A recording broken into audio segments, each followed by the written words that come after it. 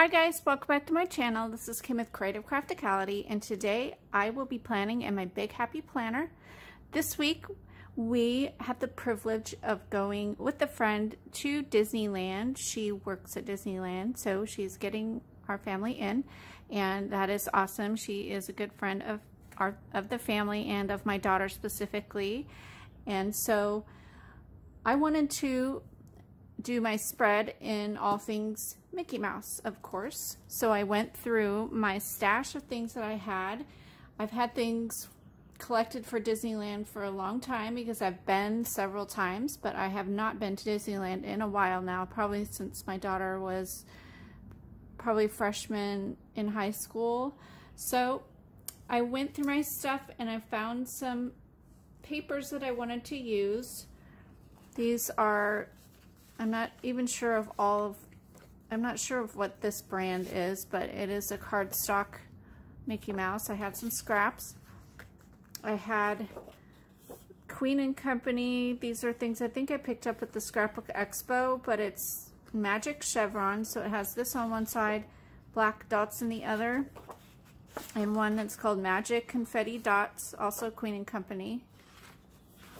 So I'll use those papers, and then I have some stickers.